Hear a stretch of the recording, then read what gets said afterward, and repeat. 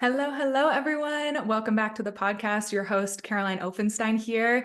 I'm so excited for this episode because since I became a mom last year, I have become totally obsessed with pregnancy and birth, especially birth.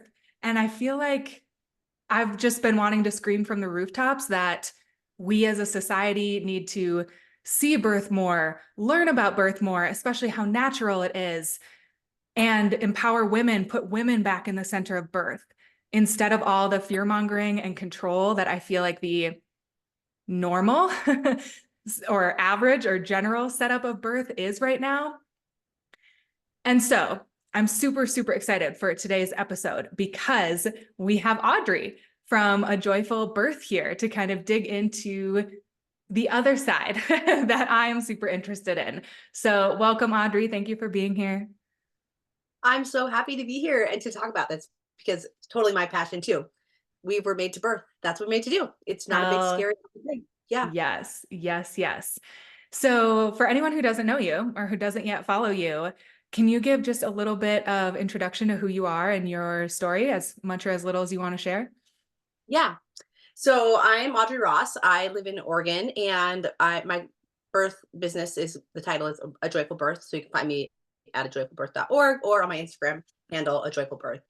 I'm a birth keeper, which really means an authentic midwife, which is a midwife who is operating outside of the licensing system. So I am unlicensed, but I still serve women in birth.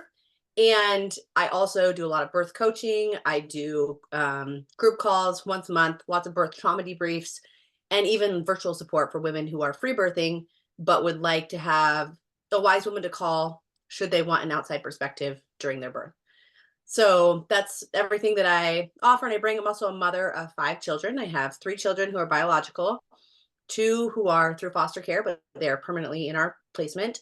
And then I'm also expecting right now. So I'm in my last trimester and getting into that kind of nesting feeling. So I'll take a little break from my own birth work for postpartum and then be back in it. But I am very passionate about birth because of my own birth journeys. They have brought me to this point. And what I've seen is that those who trust birth actually have such amazing outcomes compared to those who don't. And so it just makes sense to me that the more we understand and trust this process and lean into it, birth actually becomes this really safe, wonderful, amazing thing and nothing that we need to be fearful of. Yeah, I definitely want to talk a lot about that trust aspect today. But can you give an overview of your births? So I know did Yeah, you start with a hospital and now you're free birthing, I right? did. Yeah. Yes. So I started with the hospital birth because, well, I actually started with midwives, but at 36 weeks, we found out baby was breech. And so my midwives dropped me. So that is a big part of licensed midwifery is that they have to function within these certain bounds. And those bounds actually they aren't needed because birth is very safe outside of those bounds, but that's what they're confined to.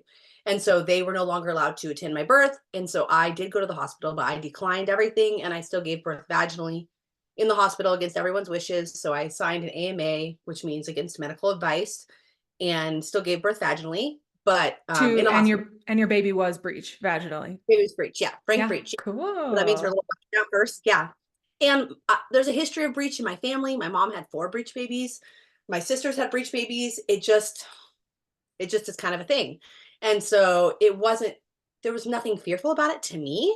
And so it was like a no-brainer. Like, of course I'm going to have my baby vaginally. Like you can't cut me open. Did your So mom and your sister have their breech babies vaginally too? they did. They did. Awesome. Awesome. Okay. And I mean, it used to be practiced more even in the medical Yeah. world.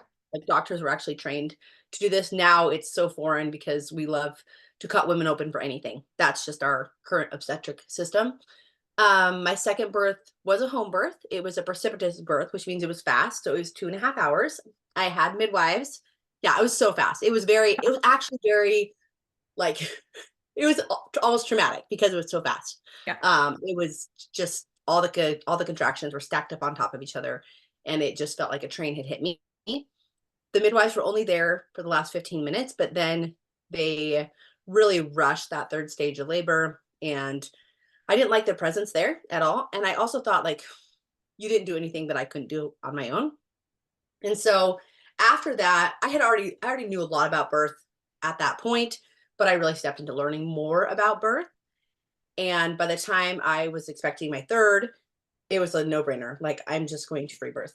This is, there's not a question. I'm not going to have anybody there. And that was a beautiful birth, 6 hours, no complications, absolutely amazing. The most empowering thing I've ever done in my life. And so now with this one, I will free birth as well. And I understand I actually think it's very important for women to be supported in birth, but also at the same time, if there's not the right support, I believe that free birthing is the way to go, because the wrong support is so detrimental that it's much better off to just have your baby by yourself, is my perspective. Yeah. Yeah, I can relate to that. Now that I'm, a year postpartum, it's like peeling back the layers and I'm like, oh, because I Yeah. definitely was one of those people. I never wanted to do a hospital birth. I was like, no, no, no, no, no. And then I ended up having a complicated pregnancy. All kinds of stuff happened, but I was able to still give birth at home, but then transferred postpartum. Mhm. And the more I've reflected on it, I'm like, did I even need to? Like, did I even need Right. to? Or did the fear take over my space? So I'm really grateful that I still got to birth at home. But I think I was putting midwives on a pedestal. And I had Mhm. thought in my pregnancy, like, well, nothing bad could happen because Yeah. I am outside the system because quote, because I'm Yeah. not going to give birth in the hospital. Mm. Yeah, I would Yeah. love your perspective on that a little bit, because like Oh, I think a lot of the listeners are probably maybe even like, what even is a free birth? yeah. So maybe we could go into that a little bit more and like why licensed midwives shouldn't be put on a pedestal like I did. Right. Totally. Well, first of all, everything you said there is totally normal. This is what we do. And this is the question that everybody asks us as well. Like, who's going to be there to save you? That's basically the question. When somebody Yes. says, you know, what doctor are you working with? What midwife are you working with? They're actually asking who will be there to save you when something goes wrong. And no doctor can save you. Women die all the time in the hospital. Babies die all the time in the hospital. Awful damage is done. And the same is true of midwives. Nobody actually can save you. And the moment we outsource, we actually lose touch with our own baby and our own body. And I'll talk about that more. But free birth simply just means that you are giving birth outside of the medical paradigm without a provide or somebody there who is a learned birth person. So even if somebody's giving birth and I'm attending their birth, they are not free birthing. They are giving birth with a birth keeper or an authentic midwife. That's what they're doing. So if you are free birthing, you are just giving birth on your own. You are literally staying home, or you're driving out to the ocean, or wherever you want to have your baby, and you're having your baby. And it sounds wild and crazy until we consider that that's actually what all of humanity has done throughout the course of history. There are times when midwives have been around, but for most of the history, women just give birth. That's just what they do. And so they would have older women, wiser women who would maybe be there, but they were never a trained professional of any sort. They just had given birth themselves. And so that's what they did. And it's really not that crazy of an idea when you realize that we are mammals. Mammals were created to give birth. Animals give birth all the time. We don't even think anything of it. They just give birth. And we have that same ability within us. Um, so with your birth, well, I'm curious why you ended up transferring afterwards. Do you mind So why? the reason was a vaginal hematoma. And if we back that up, like this is why I say I keep peeling back layers. I'm actually going to tell my birth story on Healing Birth Stories, if you know that Okay. podcast, in a couple of Yes. weeks, now that I've had so much reflection. But, Yeah. the first thing that happened was my midwife, I had been super, super clear on I don't want any cervical exams. She Mhm. did a cervical check during my labor. And I think that was like the first time in hindsight, like I gave her my power because I didn't want that. I didn't see any reason for it. It was painful, but I totally deferred to her. I was like totally powerless in my labor in hindsight. I was like, she's here to save me. She's in control, like exactly what you were saying. And then she did also end up coaching my pushing. even though I was Mhm. having the fetal ejection response. Like I remember saying, like, I feel like I got to push. And she started using words like another big push, like, come on, push, push, push, push, and saying Yeah. stuff like that. And I did not give control to my body. I was like Yeah. seriously exerting myself based on what she was Yeah. saying to me. And I try to be really careful with blame because I feel like blame makes me the victim. And also like honoring, well, she did kind of abuse her power and I was a little bit victimized, but I don't want to be a victim in my birth story. Like I chose to not honor the natural pushes from my body and I chose to listen to her instead. And so, yeah, I ended up having a hematoma. She said, she gave me like 5 minutes after, like, I sat in the tub for a little bit. And then, just like you said, it was rush, rush, rush, rush, rush. It was like, okay, let's get you out of the tub. Are you ready to birth your placenta? I didn't even get to see my placenta. She like wrapped it up and put it Wow. away. Like, my baby was on the bed too, and my husband was cutting her cord, but they weren't talking to me about it. It was super rushed. And so she was like, I think you have a hematoma. Like, diagnosis, shock to my system. I think you're familiar with German new medicine, right? Yep. Yep. Totally. Yep. I Totally. She Mhm. went right into fear mode. She was like, oh, Yep. oh, she scared my husband. So my husband and I weren't advocating for me. Mm. And she was like, we gotta go. We gotta go. I don't even know if you can walk down the stairs. Like, we gotta go. What? And the OBs were, of course, just like, yep, let's get you into surgery. Let's surgically drain it. Not like, let's observe you overnight or, well, Wow. because the surgery was like 8 hours later. So was that an emergency? No. No. No, No. that was definitely not an emergency. If I walked down 2 flights of No. stairs to get to my car, drove to the hospital, then laid in a bed for 8 hours for them to cut me open, that was not an emergency. No. Yeah. So that's what Wow. happened. Oh my goodness. I Yeah. mean, it makes so much sense. Also, like this is a very normal way things play out in birth. And the beginning of it is this understanding of whose responsibility is whose, right? And like you said, you knew that you had outsourced some of that, but Yep. also birth is the most vulnerable time in your life. You are Right. literally you are being like almost torn wide open, and that's not just a physical experience, it's very much an emotional, mental, like almost spiritual experience. And so you are just wide open. And unless you have prepared yourself for that mental aspect and even prepared the environment and making sure that it's safe, it's so easy to be to fall for those things. It's so easy. And Especially our conditioning as people pleasers, which I exactly, think was a big part of what was going on for me too. that's Hmm. exactly right. Women totally think that they need to be people pleasers. I mean, I Yes. was in my second birth. Like the moment the baby emerged, instead of looking at him, I greeted my midwives because they came in when I was in the middle of labor. So I hadn't actually seen them. My eyes had been closed and it was 15 minutes before he emerged. And so I literally I feel sick to my stomach when I look back at the pictures and remember that I literally like lifted him up, looked at him, but then looked at them, right? Instead of being so absorbed with him because I felt like I should greet these people who come into my house. So we totally deflect to people pleasers in those type of scenarios unless we have one prepared ourselves or two we have protected our environment and made sure that those kind of people will not be in our space. Hmm. And midwives who have not been trained in this, they do love to be the hero. They love to feel like they saved a woman. In fact, I have interviewed with several midwives because stepping into birth work, I really debated like, do I want to actually work with someone? Do I want to start this on my own? Um, what do I want this to look like? And so through those interviews, I would ask women like, tell me about women you have transferred and why you've transferred them, and just tell me these stories. And what they would basically brag to me about how they had saved women.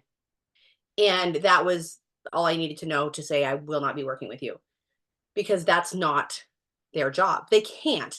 If I'm at your birth, I can't actually save you. But the way I support you is by actually reflecting your power back to you and doing that over and over and over again. And by doing that, you become more confident in what you're doing and more in tune with your body. and trust it. And birth plays out the way it's supposed to. So when we're in birth, our body is flooded with oxytocin. And the moment we have adrenaline come in, which adrenaline, these are all of our fight or flight hormones, they block oxytocin. So anytime you feel even traumatized by a cervical check, because they're incredibly painful, they're Oh my far God. worse. Yeah. They're the worst thing. They're the worst Yeah. thing. And your body knows this. Somebody's hand shouldn't be inside you. So even if your conscious mind is saying, yeah, it's okay, they have to do this, your subconscious is like, this isn't safe. So it blocks oxytocin, which means it disturbs the birth process, which means things don't happen the way they're supposed to. And I love that you pointed out this aspect of German medicine, because fear brings on a sensation, a very real sensation. I truly believe that a lot of people who think that they have hemorrhaged, I'll do that in air quotes, that the fear of what was happening actually caused more of the sensations in their body than the fact that they were actually bleeding out. Mm-hmm. Because we have a very visceral reaction to fear and to blood and to, yeah, it's a very fear centered thing. And so I know for my own birth, even my free birth, my mom was there. And afterwards, she said something along the lines of like, that looks like a lot of blood after I'd birthed the placenta. And I had this wave of fear come over me, and like the color drained from my face. I felt lightheaded. My ears started ringing. And I had the wherewithal to be like, this is totally fear. I'm fine. And to really control that with my mind and say, I'm totally okay. But I was very aware of that. And had I not been aware of that, I could have totally run with that, and it would have become more of a sensation. And I mean, you can literally pass out just from fear, just because, yeah, it's a very real thing. And German medicine, yeah, totally speaks to that. What's happening in our subconscious mind is far more powerful Mm-hmm. than anything else. So, Did you listen to the most recent Freebirth Society podcast on hemorrhage? yes, I did. It was excellent. Yeah. Yeah. Anyone listening, I would recommend Yes. listening to that episode after, because they Mhm. basically, it's a Freebirth Society podcast episode called, something, something hemorrhage. And they're Yep. basically debunking it. And that was actually, I listened to that and I'm like, that was a huge turning point in Yeah. my birth of my baby, because they mentioned an example, like, as a birth keeper, you could either say like exactly what you said, like, oh boy, that looks like a lot of blood, or you could say, you're safe right now. I need you to tell your body that you are safe and to be finished with the bleeding. Like my midwife, Yeah. her face changed, everything changed. The whole Yeah. energy in the room shifted. And that is such a delicate energy when a woman So, is in labor or has just finished birthing yeah. their baby in their placenta. And she just shifted it like that, being with Yeah. total fear. And I hate going down the what if spiral, but I know I'm Yeah. going to be protective of that the next time I have a baby, because if she would have just said like, how are you feeling? Or like, like literally anything else besides diagnosis, like, oh, I think you have a Yes. hematoma and I think it's really bad. Like, oh, really? Is that helpful? Not helpful at all. No. It it's so crazy to me how that is what happens time and time again, and then women transfer because of it. And then, And oh, then, I saved you. yes, I saved Yeah. you. You were safe from this thing. And like you said, would it maybe not have even been a problem? I I think we will never know. Mm. And I think there's a good possibility. Um it clearly wasn't the emergency. She said that it was. That's Clearly, like, and very I get honest. pissed because I'm like, I should have stood up for myself in the hospital and been like, look, I'm here. Yeah. I just observed me overnight. But like Mhm. I was so, it was like a 20+ hour labor. I was out of it. My husband was So afraid for exhausted. me, yeah. We unfortunately Yeah. weren't in that place to advocate Yeah. for me, which I Yeah. think happens to a lot of women. To so many women. And you can both take responsibility for your part and Mm-hmm. also acknowledge the fact that she did sabotage your birth with her words and her fear. You can do Yeah. both.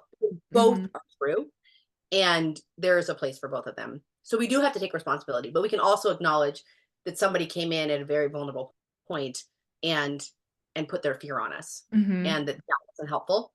And yeah, both are totally true. Yeah. That's, that happens all the time in birth. And the thing about a licensed midwife is that they have to either be true to their license or true to the woman. And if they are true to their license, it means they usually have to manipulate a woman because birth doesn't fit into the box. Most births, there are a few textbook births out there, but they just play out the way the textbook wrote them.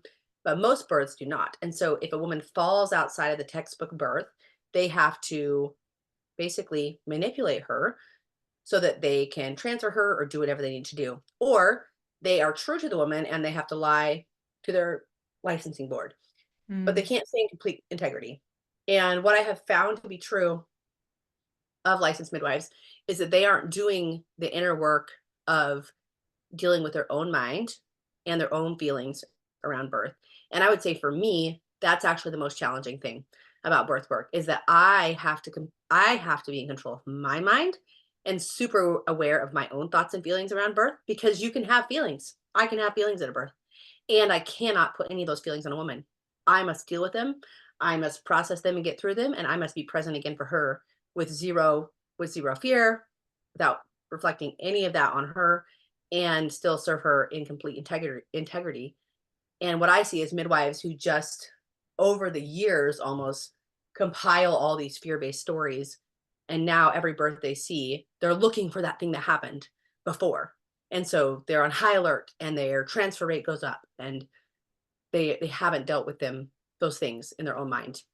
And I think ego has a big part to play there because like I used to primarily do nutrition coaching and I Mm, remember going through a couple phases of like, you get really excited if your clients see success yes. or you blame yourself if they're not having success. And at some point you have to totally detach from the let's say positive outcomes and negative outcomes and Oh, take yourself out of it. But I think in a lot of professions, you attach your ego to like whoever your client is, whatever the services you're providing, you attach their oh, success or failure to yourself. And I think we see that a lot in birth, and that's leading to bad things. oh, that is so, so true. And that is the temptation always, right? Even doing something with pure, clear intentions and seeing something happen well, there is always that temptation, for lack of a better word, to make that a personal thing about you. Mm-hmm. Yeah. Um, it's so easy. Yeah. I'm just thinking back to there were birds that I could have shared about on my page and actually ended up deciding not to because of that very thing, because it's not about me.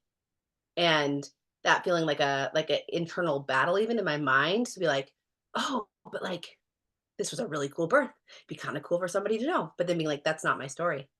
And it's actually not Mm, about me. mm, It's not about me.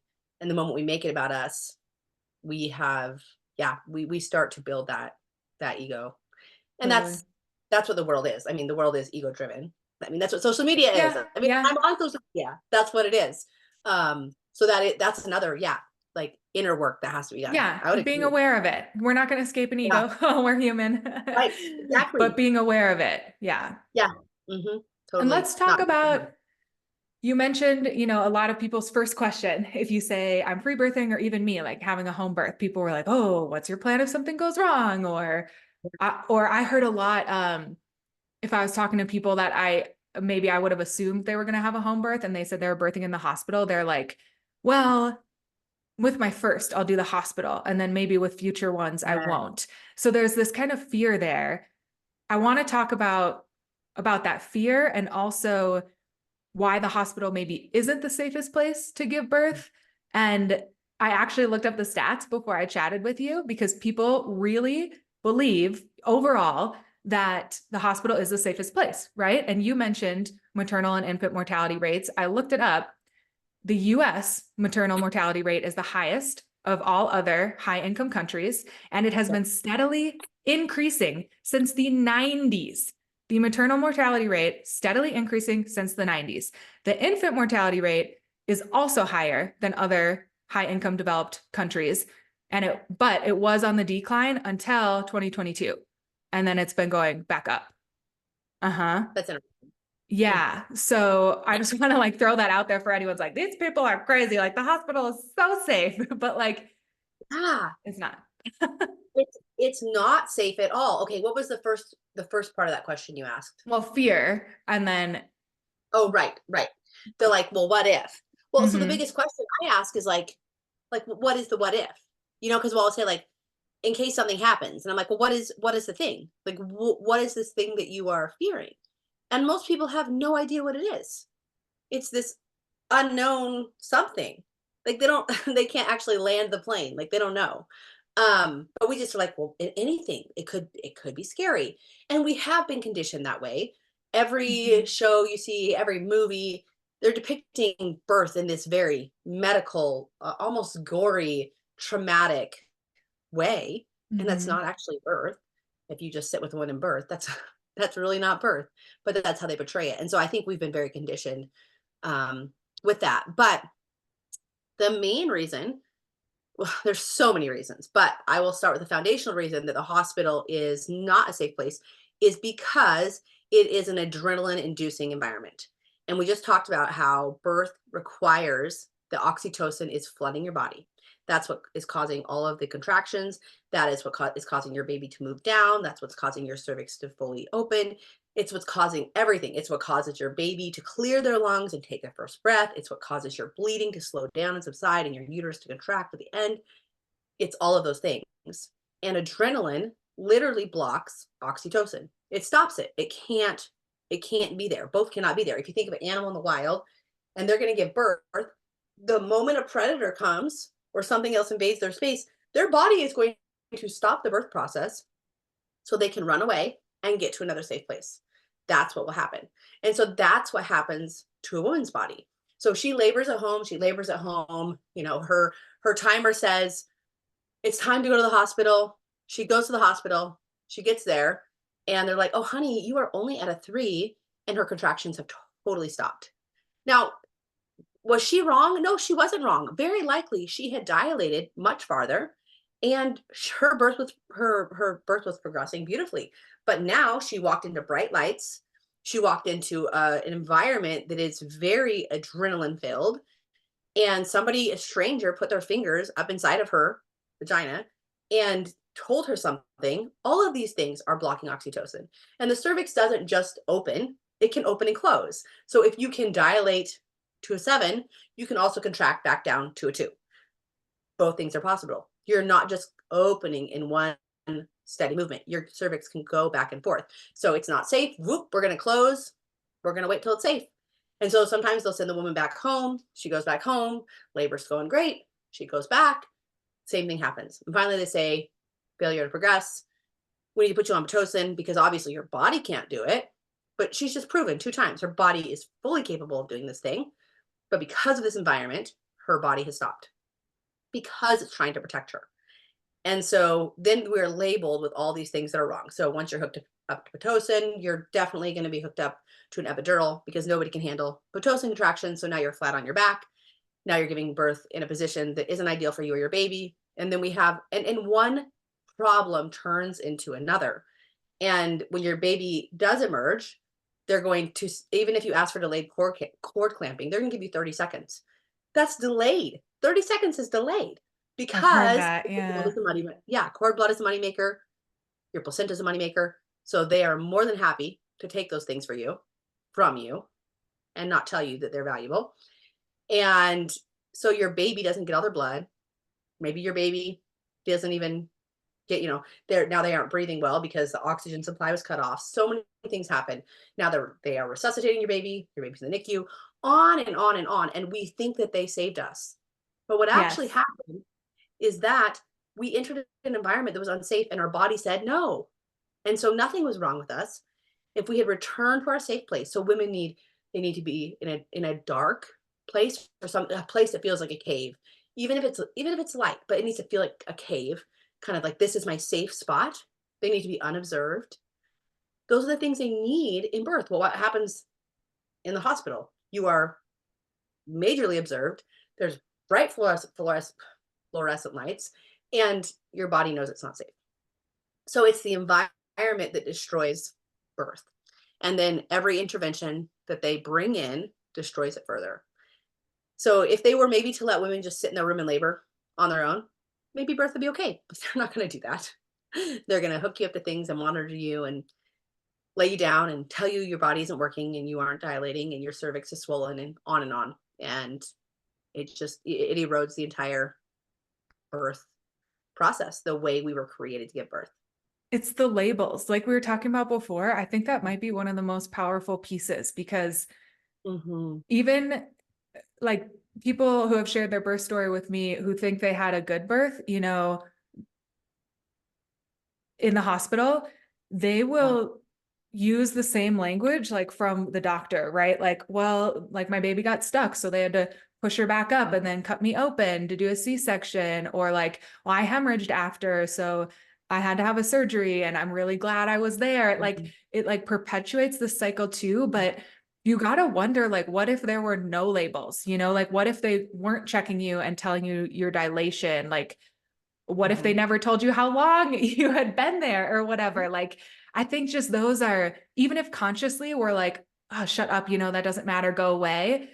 Subconsciously, we are taking that information in, and it's going to be scary, and it's going to influence how our body is responding. And I think that's like really forgotten, because we start just immediately regurgitating whatever was said to us after the birth experience, which then it's self-perpetuating.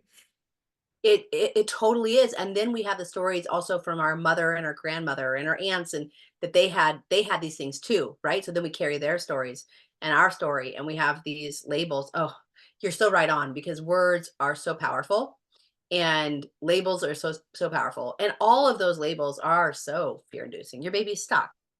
Your baby's not stuck. Your baby wasn't ready to come out. And Yeah. you put a woman in a position that her baby hardly Or could yeah, come out. like you weren't ready to birth your Yes, baby. Like your body yes, wasn't in the right space right, to right birth your position. baby. Yeah. Yeah. Yeah, and the interesting thing in the birth world that I'm in is that we don't know any of these answers, and babies just emerge, and babies are okay. And it's like, "Oh, well, what do you know?" Like, we didn't actually even know, and it was totally fine. And time again, it's proven, "Oh, it's totally fine." I mean, just you mentioned the Free Birth Society podcast earlier, but just listen to those stories for women who this is a new concept to them. Just listen to the stories, hear the variations, and you're just fascinated at the fact that these women just give birth, and Hmm. nobody knows how far they're dilated. Nobody knows anything. Some have long labors, some have short labors. Babies coming out come out in all different directions and positions, and frank breech and footling breech and head down and posterior, all the things, and they're fine. Hmm. They're fine. Yeah. And I really love that women seem to have, at least in most states, a lot of choices about where they give birth. And like, if you really do feel like a hospital is your best choice, I'm glad that you have that. But I do think that, like, hopefully what's coming across in this episode today is more informed Yeah. choice, because I think a lot of people default to the hospital Mhm. without understanding like what our C-section rate is today, how Right. induction typically leads to an epidural and then to a C-section, and how the cascade of interventions is like Yes. acknowledged and proven. I Yeah. think people just, yeah, they don't know that. And so, and just, or like me, like I was totally putting midwives on a pedestal, and I thought that I was like protected because I had a midwife. Thought I was protected from the risks of a hospital birth. And like, you Yeah. know, yeah, that's why I I think guess I said at the beginning, like, it's really important to bring informed women back to the center of birth. Hmm. Which, like, yes. why do I have to say that? But But it is so true. yeah, And I think probably for you and women who do plan to home birth, I think it's almost more of a shock to their system to have a midwife sabotage them, because you go to the hospital and to some degree we expect that maybe we won't get what we want because we're yeah. like it's a hospital. So even if we trust the doctor, we still have this kind of underlying threat of it. But when you hire somebody to come into your home and it's And like a you personal know relationship, them. you know Yeah. them, they know your kids, there's a relationship, they let themselves into the house, like you think that they are a safe person, and then they do this thing, and I think that that feels like far more traumatic to a woman often, because she placed this deep trust in a woman, and it wasn't reciprocated. It Hmm. wasn't treated with integrity, Right. and She didn't trust my body from the get-go, I feel like. he Yeah. didn't. And Hmm. midwives will say that. I have done debriefs where the midwife eventually, like, basically just admitted, like, I don't trust you. I don't trust your body. Okay, well, then maybe you shouldn't be a midwife, because that's Yeah. literally the essence of what you're doing is to trust women in their bodies. But they don't. Hmm. Yeah. Yeah. Yeah. And you're having a wild pregnancy right now, I right? am. Which I Yes. wanted to talk about that too, because I feel Yeah. like a lot of women who choose to free birth have a wild pregnancy. And I also did not know this was a thing. Like, I remember taking a positive pregnancy test and then being like, okay, well, I don't want to call a doctor because I don't want an OB. So what the hell do I do right now? And Yeah. obviously went down the line of like talking to midwives, but if you're doing a wild pregnancy, I guess if you could speak to on like what is that? And then also like what does it actually look like? What do you do? Totally. So I believe Yolanda Norris Clark is the one Mm, who maybe coined this phase, wild okay. pregnancy. But it basically means that you have a pregnancy without medical or obstetric care, that you aren't doing any tests, you aren't doing any ultrasounds. Some women choose to take a pregnancy test at the beginning. Some women don't. They just wait and see. They miss their cycle. They wait and start feeling whatever they're feeling. It's funny with me. I did not take a pregnancy test till I was probably like I already knew I was pregnant, but I had this one test left in this drawer in the bathroom. And at probably like 18 weeks, I just was annoyed with it sitting there. And I'm like, oh, screw it. Just going to pee on it. Because I kind of just wanted to be rid of it, like not have it in the house. I could have just thrown it away. Anyways. And of course I was pregnant. I already knew I was pregnant, but that's kind of a silly thing that I did because we play these mind games too. Of course. So your mind says things like, "Oh no, you're not. You're just fabricating all these feelings. You just missed your cycle for 3 months for no reason." I mean, like, it's silly, but your mind will play games. And actually, I think a wild pregnancy very beautifully sets you up for free birth because there are so many mind games. You do have to do so much mental work because nobody's telling you the answers that we all crave to know. Am I okay? Is my baby okay? Like, what position? We want to know. And I don't think we're actually meant to know. I think that pregnancy is meant to be this time where we're leaning into trust, because birth is the act of ultimate surrender and trust. And so as we go through pregnancy, it's this building up of like, I'm trusting this, I'm trusting this, I'm trusting this, I'm trusting this. And then we're completely Mhm. surrendering to it. And when we are in this paradigm where somebody's telling us all the answers, you are okay, you aren't okay, your baby is this way, your body is that way, we just defer it all. So there's so many things that we think we need to know in pregnancy that we don't, but we can just become very intuitive with our own body and how we feel. So we think we need to know if we are, have gestational diabetes. We need to know if we have group B strep. We need to know the position of our baby. And you don't. You don't actually have to know any of these things. You are perfectly fine not knowing. And if you don't feel well, then you could choose to do something about it, right? But in every other case, it would be safe to assume that if you feel well, you're probably doing well. And we've been conditioned to distrust our body, to be like, your body's just going, oh, what was the real, where she's like, our body's out us in Oh my God, by that pregnancy, right? OB. Oh, Yeah. our bodies are just trying to off us as soon as we're Off us, pregnant. that's right. Yeah. Yeah. But we Mhm. have this feeling like our bodies, it's just going to betray us. We're going to feel perfectly fine, but also be dying at the same time. Yeah. Like, that doesn't even make sense. So Mhm. if you're feeling very off after your meals and you think, man, maybe my blood sugar is off. Well, one, you could just start eating in a way that would support your blood sugar and see how you feel. See if Mhm. it improves. Like simple things like that. So you just become far more aware of your own body and choose to take care of it on your own. And so for every woman, it looks different. For me, it means I usually kind of shift my supplements. I start taking far more minerals in pregnancy. You need minerals to support your blood volume. And by supporting your blood volume, it's very protective of preeclampsia, which is like this dreaded thing, which doesn't need to be this dreaded thing. But either way, it helps your blood flow. It helps blood pressure. It's very helpful for your body. So I always start taking more minerals. I focus a lot on protein, and I really try to not stress life. And I go about my life. There's nothing much that needs to be done, although I think it's really important to move your body every day. I think strengthening your body, I think especially your legs, your hips, that can be very helpful. I think it's supportive of labor in general when we have hips and legs that are strong. And so if I was talking to a woman, I would encourage her to at least do some movement or something. Our bodies need to move. We are created to move. But there's not much more than that. And so it's kind of crazy to think that you could just be pregnant and then give birth, because we don't live in a society that does that. And so you tell somebody, I haven't seen anybody, and they're like, oh, like, how are you okay? How's your baby okay? They really don't know what to do with that information. And we don't need much. Yeah, I love that idea. I'm so drawn to like wild pregnancy and free birth, Yeah. but I have a lot of fear from my prior experience. So Mhm. I'd love to ask you about trust and about building that trust, and also at the same time acknowledge it's kind of weird that when you're pregnant, you're going to a provider to tell you you're okay.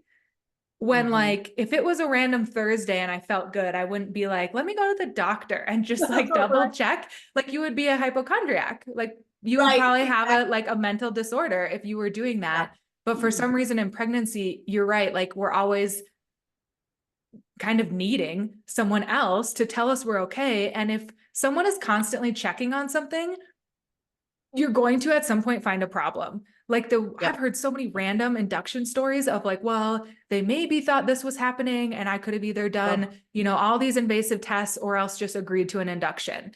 And I'm like, Yeah. what the hell? And of course the OBs, when I transferred for my hematoma, they all were like, well, we've seen women after hematomas have vaginal birth again, it's fine, but we would induce you at 38 weeks. I'm like, that you will What? induce every single woman at 38 weeks. Like it's for, so yeah, I want to acknowledge that like, it's weird that when you're Yeah. pregnant, you are constantly doing things and going to appointments for someone else to tell you you're okay, which again is Mhm. that conditioning of like I shouldn't trust my body. I shouldn't be intuitive. I should defer to experts. Great way to control women, right? Yep. And if someone does feel like that, like me, seriously, like I want a wild pregnancy and a free birth, but I'm nervous about it. Like, what are some Yeah. ways that you would recommend building trust, or like what are some things that you have done to build that trust? Yeah, that's a really good question. So I think to build trust, you have to go through the discomfort of feeling a certain way. And when we are willing to go through that, we come out on the other side realizing that, oh my goodness, I was so okay. So fear creates stories. Fear is always a story that we've made up. So I could make up a story that my baby definitely, like, these are just funny things that have gone through my head. Like my baby is missing a head, or my baby's intestines are outside of their body, or I saw this reel of conjoined twins, and I was like, oh my goodness, like what if I had conjoined twins, how would their head fit out? Like these are just silly things, but honestly they come into your mind in pregnancy, especially in a wild pregnancy, because you don't have the answers. And so is there any reality to any of that?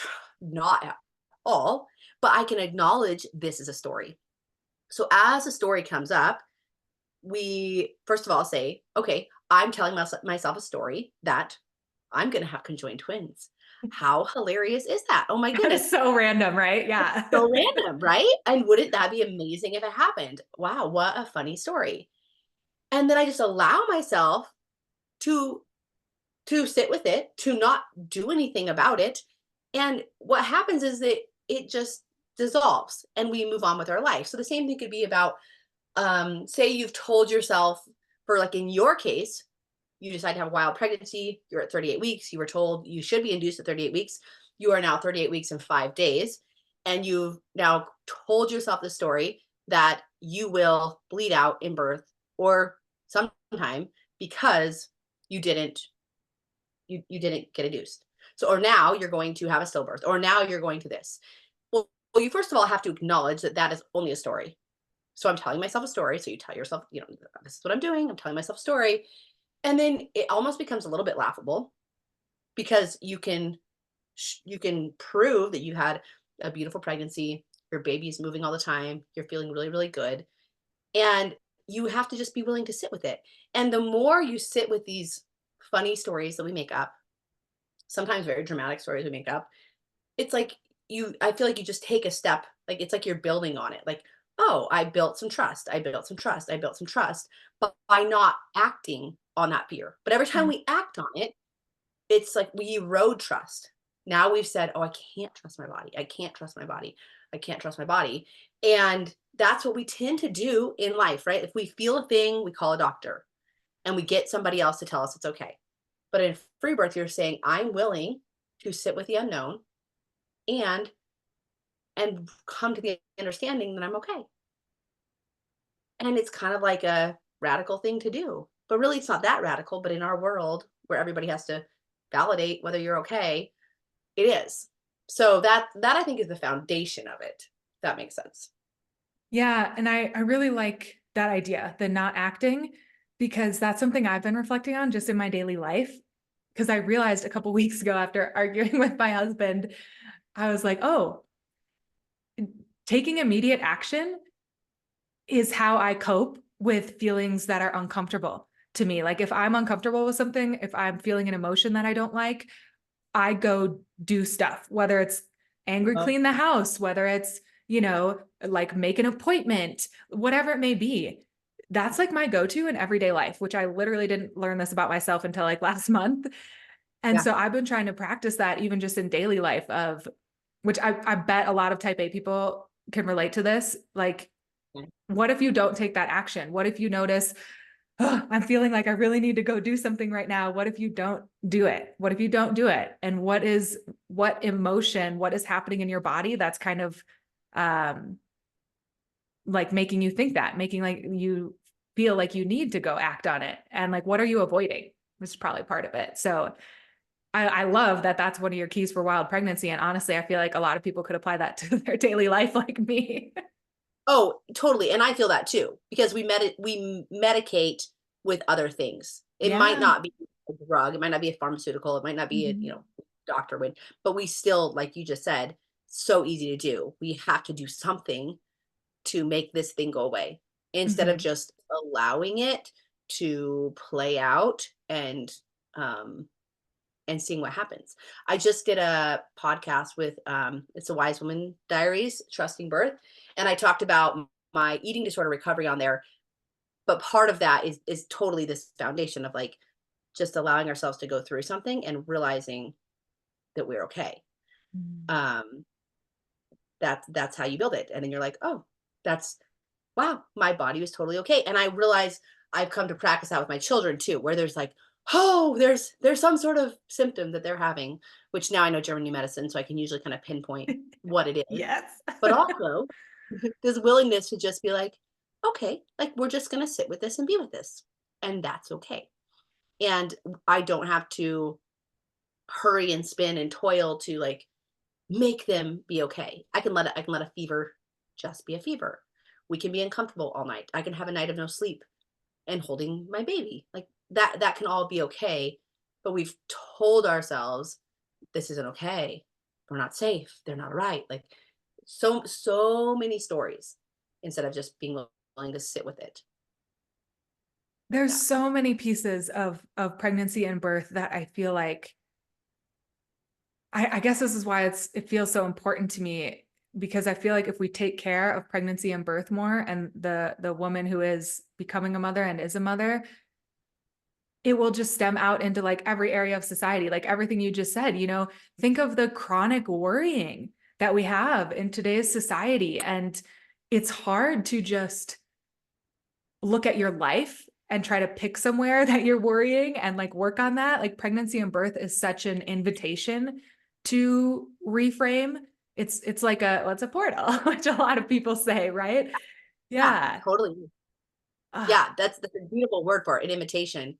Like what an opportunity to put all this into action and then come out of it so prepared to step into your motherhood journey without that.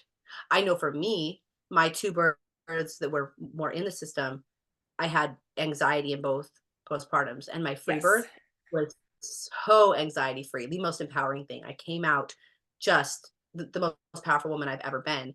And I believe that's actually what is supposed to happen with your first birth, right?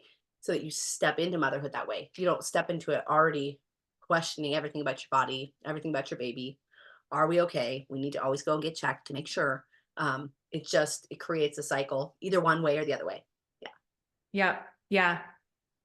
Oh my gosh, I totally agree. I was diagnosed with postpartum depression. I think I had anxiety too, and didn't take medication, and had the doctor like literally calling me. I've never had a doctor like call me before. They were calling me being like, no, like you need to take Zoloft. Like we really need you to. And I'm sure part of them was like feared that I would commit suicide. That does Yeah. happen. Mothers do have postpartum depression and that happens, but that wasn't the place that I was in. And the more I dug into my birth story and realized there was trauma there, which took me like months to realize, Yeah. I'm like, oh, this is so like 1 in 3 women have birth trauma, I think, which maybe it's even more than that. And how many women have postpartum depression and anxiety? Like, maybe that is the cause. Like, why are we not making this link? But I I would think agree that's with you. That important link to is totally acknowledge. there. Yeah. And it's probably 1 in 3 acknowledge it, because how many have it and will never acknowledge it? Because I hear them tell their stories, and they're so tightly holding on to them, they would never even allow themselves to acknowledge there was trauma because they Mhm. were saved. So Yeah. they actually feel so saved. So I would guess it's higher than that. Yeah. Yeah. And some women it Ugh. takes years. Yeah, Well, but I'm I mean glad. decades. Yeah, I'm glad you mentioned that your postpartum after your free birth was just like next level, awesome. And I've heard that a lot because obviously I'm listening to free birth stories all the time now on different Like, podcasts, and that's very totally. common. That's very common. Yeah, Very common. cool. Yep, totally different experience for women because they've stepped into that role and they've taken full responsibility for their birth of their baby. And instead of outsourcing everything, they know that they can look in and they can trust, and they've just trusted so much. So why wouldn't they continue to trust?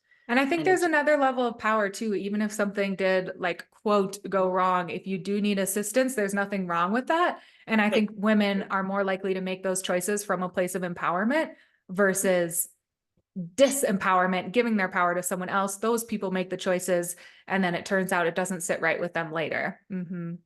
Yeah. Yeah. Yes, if you did have to enter the medical world, I would imagine you would enter it a much more of a force than coming there to just hand it all over. Yep. That you become more protective of yourself or your child or whatever you need to be protective of. I would Yeah. imagine. Oh my gosh. I feel like I could talk to you all day. I'm loving this I so love it. much. I can't wait to hear about your wild pregnancy and free birth someday. Oh, thank you. Yes. Any parting words you want to share? I'll link your Instagram in the show notes. I love your content. I really hope people check that out. But yeah, any parting words? Um, I would just say, and I've said this before, I feel like I said this on another podcast at one point, but like no matter what point in your pregnancy that you're in, if something like this resonates with you, you don't ever have to continue the current care that you're under. And that doesn't mean if you're 39 weeks, you can still decide, like, you know what, everything I'm doing is actually feeling totally wrong, and I'm going to switch.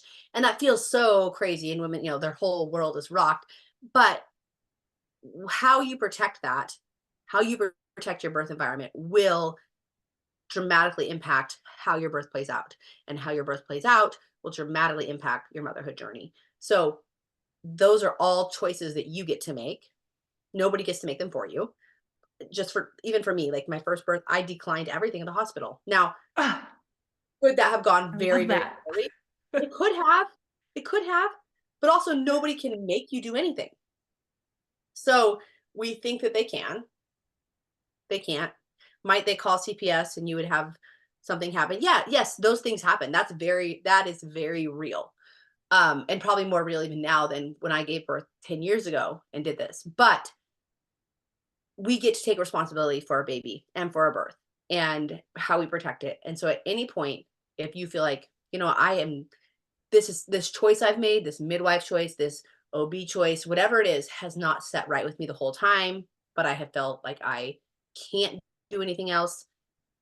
have a conversation with somebody. Like, there are other options out there. It may take some work to find them, or you can always free birth. And I mean, those are a lot of conversations I have in birth coaching with women, is like, what do I do now? Where do I go from this point? How do I move forward? But don't stay with the wrong provider. Don't stay with the wrong midwife. Don't stay with something that doesn't feel right, because it will impact your birth. It Mhm. can't not. You can't have it not impact your birth. So if you need to switch, switch. I want to highlight that because I feel like OBs, nurses, people in the hospital, as well as midwives, will very often use language that does not make it feel like it's like you have a choice. They use language like, I'm going to do a cervical check.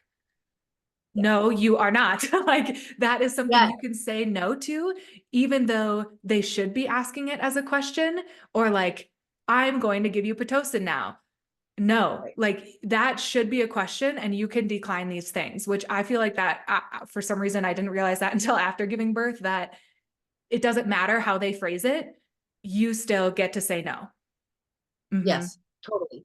And I think men being empowered with this information is really huge too, Yeah. because I don't think men know it. I don't think men know birth and know what they should say no to or shouldn't say. They don't know. But I think a powerful man in a woman's birthing space is a power to be reckoned with. And I think it's very protective of a woman. But many men know nothing about birth. And so they're just sitting back, like, surrendered to, oh, please, doctor, save my Yeah. wife and save the baby. And if they because as a woman, like, when they say that, it's a very vulnerable time for a woman to always step up and say it. So can the man in your life, can he do that? And that takes effort for him to be somewhat educated and understand it, if you're choosing to go that route Oh, in yeah. birth. Or if you Yeah. just know that, were we ever to end up there, I would want to have that protective aspect. Mm. Yep. Super important point. Yes. Thank you, Audrey. Thank you so much for this episode. I hope all of you listening loved it. Share it with a friend, post it on your social media. And thank you again for being here. And we'll talk to you next time. Thank you so much.